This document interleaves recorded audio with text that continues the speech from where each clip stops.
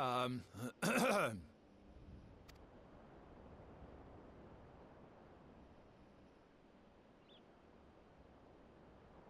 on, dear.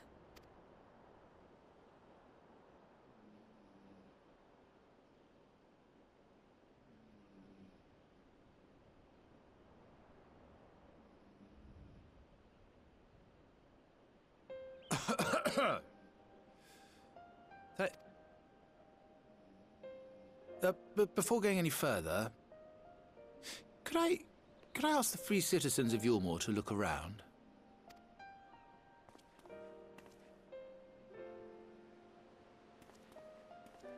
'Tis a sight none of us would ever have seen under Lord XIV's rule. Not only do we stand in the familiar presence of those we once called the Bonded, but today we welcome the peoples of the Derelicts and Gate Town too. Today we welcome the Warriors of Darkness, come to bear witness to Eulmore's new beginning.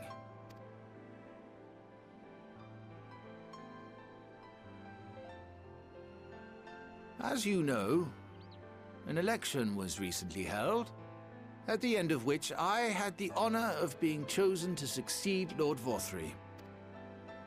You place great faith in me, and I promise to do my utmost to live up to your expectations, and I will seek always to carry out the duties of this office with integrity and fairness.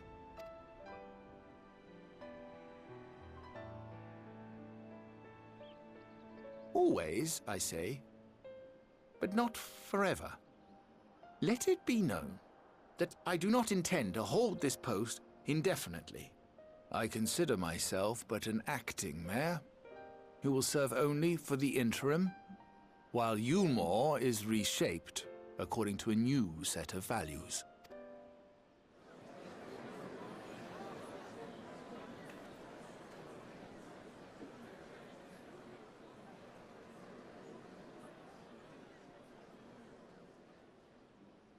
No longer can we think of ourselves as divided, as the free and the bonded, citizens and non-citizens.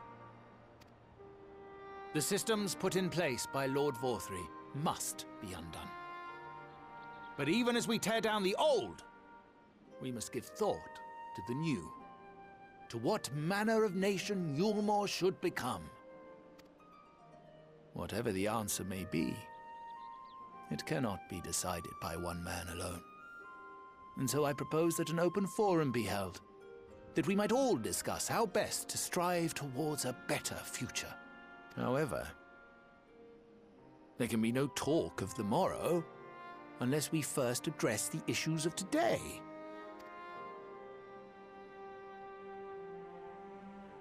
Securing new sources of food, rebuilding relations with our neighbors, re-establishing industry. There is much and more that needs to be done.